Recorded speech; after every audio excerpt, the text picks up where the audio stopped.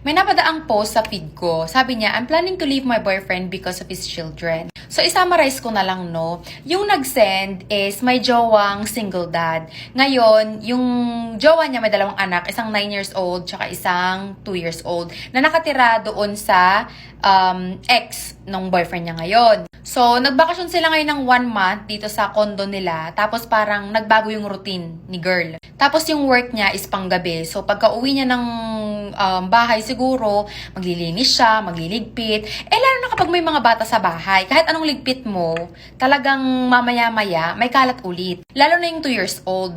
Kapag mga ganong edad pa, lalo kapag lalaki, actually kahit babae, kahit si Sab nun, hindi ka pwedeng malingat, kailangan yung attention mo 100% kasi maganong ka lang, yung bata, yung daliri pinapasok na dun sa saksakan o kaya kung ano-ano pinagsusubo. Siguro napagod siya, na-drain siya, kaya parang iniisip niya na gusto na niyang hiwalayin yung boyfriend niya. And nafe-feel bad naman siya kasi nga, tinanggap naman niya yung boyfriend niya na may anak. Ang kaso kasi mga bakla, ang pakikipagrelasyon sa single mom or single dad ay hindi para sa lahat. Dapat willing kang mag-adjust. Kasi unang-una, bago ka pa dumating sa buhay niya, nandyan na yung mga anak niya. Hindi ka magiging priority.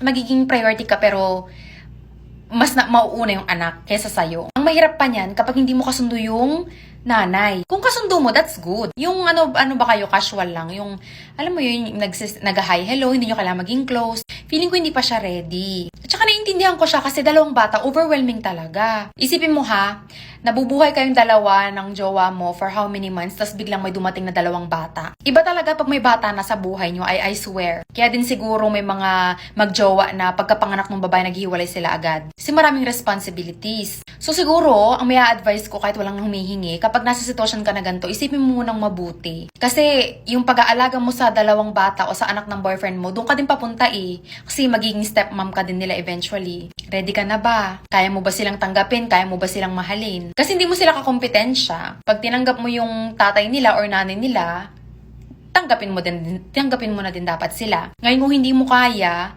parang feeling mo hindi ka pa ready sa responsibility na yun kasi dalaga ka pa, gusto mo pang mag-enjoy, then, I don't know, just think about it. Mahirap kasi pumasok sa isang relasyon na hindi kayo, mahal niyo yung isa't isa, walang, no doubt, mahal niyo yung isa't isa, pero yung plano niyo ba aligned? Ganto ba ang gusto mo? Ganto ba ang gusto niya? Basta isipin mo mabuti para in the end, hindi ka magsisi. Tsaka communication is the key. Kailangan transparent kayo sa isa't isa. Okay lang naman siguro sabihin mo sa boyfriend mo na medyo napapagod ka na. Tsaka nag-usap ba kayo na before dalhin ng mga bata na pwede ba, okay lang ba sa'yo na bantayan sila, okay lang ba sa'yo? Yung ganun, yung may usapan ba, hindi yung parang mabibigla ka na lang, nabigla lang din yung mga bata, tas anong gagawin ko, ganon. Mahirap talaga mag-transition, kaya talagang pag-isipan mong mabuti kung ikaw ay nasa sitwasyon na ganito. Ang question dito is hindi mahal mo ba siya.